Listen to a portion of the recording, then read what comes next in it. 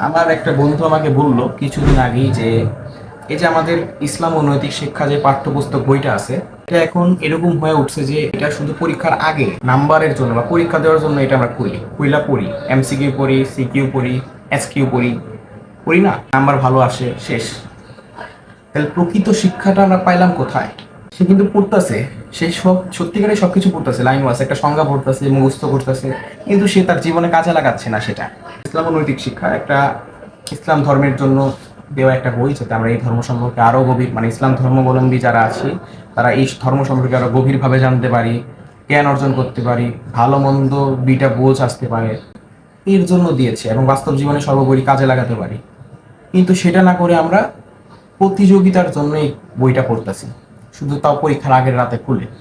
এবং এটা না করে আপনি পারবেনও না, কেননা সিস্টেমটাই এরকম ভাবে তৈরি হয়েছে যে ভাই আপনার এটাই করতে হবে। একাডেমিক প্রেশার, আপনি সাধারণ নর্মাল সাহিত্যের বইগুলো পড়বেন নিজে থেকে, সেটা আপনি চান্স পাবেন না।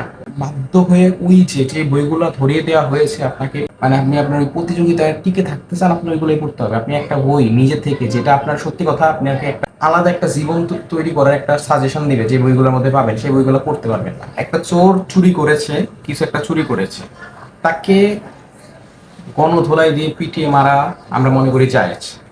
উপরের মহলে একজনকে নির্বাচিত প্রতিনিধি একটা পাঠাইছেন আপনি, সে বছরের পর বছর দুর্নীতি করছে, সেখানে আপনি তার চোখের সামনে আঙ্গুল তুলে কথা বলতে আপনি সক্ষম নয়। আপনি তাকে যে সালাম দেন, আসসালামু আলাইকুম স্যার।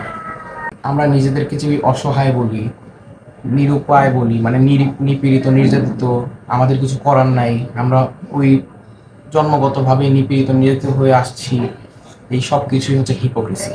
সেই চোরটা চুরি করেছে, সে অন্যায় করেছে, তার অবশ্যই বিচার হতে হবে, কৃতকর্মের ফল তার পেতে হবে।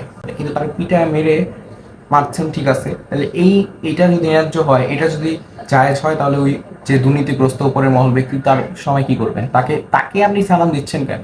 অতএব আপনি সবকিছুই করতেছেন আপনার স্বার্থের জন্য। আপনি যেখানেই স্বার্থ পান সেখানেই দেখতেছেন। এই যে বললাম ভালোগুলাকে গ্রহণ করে খারাপগুলাকে বর্জন করব, সেইটার বোধ শক্তি আমাদের থাকলেও আমরা সেইটা পালন করি না, কেননা আমরা হিপোক্রেট, আমরা ভণ্ড, আমরা কপটকারী।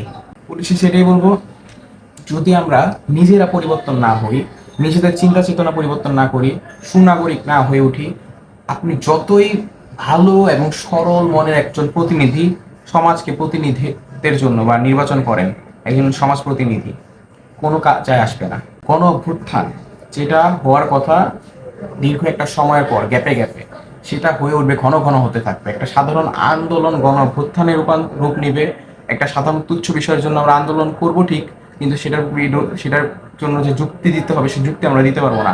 এরকম ঘন ঘন আন্দোলন হবে, গণ অভ্যুত্থান হবে, কিন্তু কোনো ফল পাবো না, আমরা ব্যর্থ হয়ে যাব। এরকম ঘন ঘন আন্দোলন, গণ অভ্যুত্থান এবং এমনকি বিপ্লবও হবে।